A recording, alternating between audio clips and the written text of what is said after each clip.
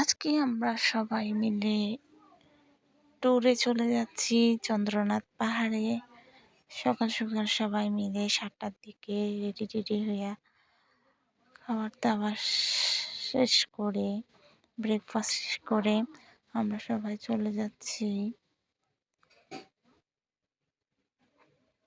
সীতাকুণ্ডার দিকে চন্দ্রনাথ পাহাড়ে। প্রায় ২.৫ ঘন্টা জার্নির পরে চলে আসছি পাহাড়ে। সবাই একটা একটা লাঠি নিয়ে নিছি। লাঠি নেওয়ার পরে আমরা পাহাড়ের দিকে যাইতেছি। এখান থেকে গেটটা থেকে পাহাড় মেনলি শুরু। এটা কিন্তু অনেক ধৈর্য এবং নিজের মধ্যে মনোবল রাখতে হয় পাহাড়ে ওঠার। সবাই অনেক বেশি ইন্টারেস্টেড ছিল যে লাঠিগুলো নিয়ে পাহাড়ে উঠবে। অনেক বেশি সুন্দর সুন্দর ভিউ উপভোগ করতেছিলাম, অনেক বেশি সুন্দর। আর ওয়েদারটা কিন্তু সুবহানাল্লাহ অনেক বেশি ভালো ছিল। আর এই যে আমাদের ওঠা শুরু,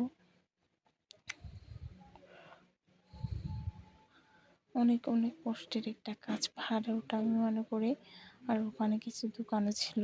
আর আমরা পাহাড়ের অর্ধেকে উঠে ক্লান্ত হয়ে গেছি, এই জন্য শরবত খাইয়ে নিতেছিলাম। শরবত খাওয়ার পরে আর একটু উপরে উঠেছিলাম। আর তারপর বেশি দূর তো পারিনি, নামে যেতেছিলাম বিকজ সবাই অনেক বেশি ক্লান্ত হয়ে গেছে। যদিও অনেক এনজয় করছি সবাই। দেন নামতেছিলাম পাহাড় থেকে।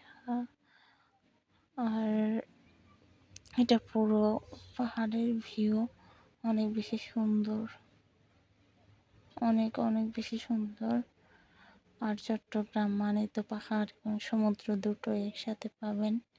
অনেক বেশি সুন্দর সুন্দর পাহাড় কিন্তু আমাদের চট্টগ্রামে আছে।